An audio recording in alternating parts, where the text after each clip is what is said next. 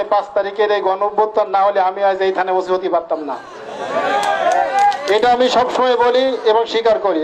এই ভালোটা 15-16 বছর ছিলেন না, আমরাও ছিলাম না। তো আমি এখানে আপনাদের দলীয় প্রোগ্রাম, এখানে আমার কথা বলা উচিত না, তারপরও দুইটা কথা বলি।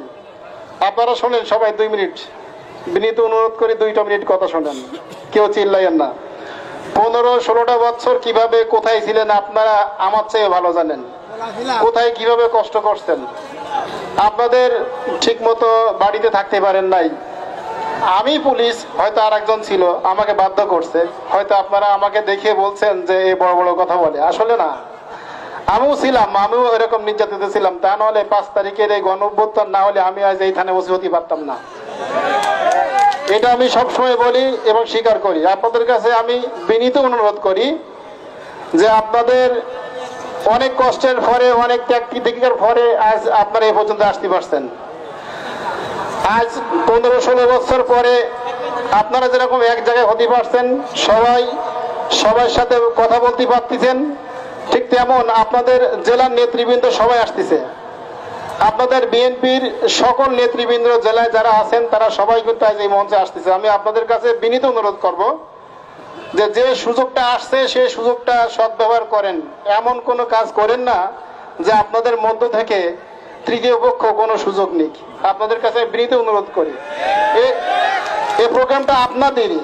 আমি কেন পুলিশে আসবো, তারপরেও আমি আসলাম, আমার থানার সামনে আসতে হবে, মনও চাই আসতে।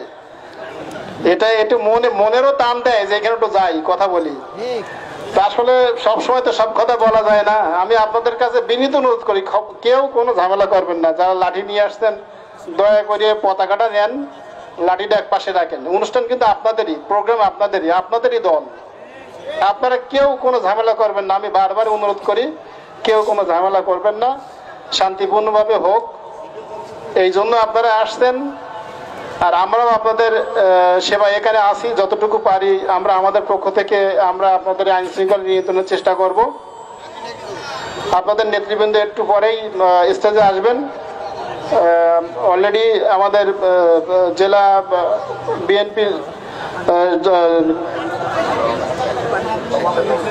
আহ্বায়ক সহ ওনারা সবাই চলে আসছে, একটু পরে স্টেজে আসবেন। আপনারা দয়া করে শান্ত থাকবেন, হাতে তালি দেবেন, স্লোগান দিবেন, সব হিংসা বিদ্বেষ ভুলে যান। আপনাদের মধ্যে যদি হিংসা থাকে, তৃতীয় পক্ষ কোনো সুযোগ নেবে, এই সুযোগটা দেওয়ার দরকার নেই, আর দেওয়া যাবে না। এই সুযোগ আর দেওয়া যাবে না। এই খবর আপনারা এটা দিবেন না দয়া করে।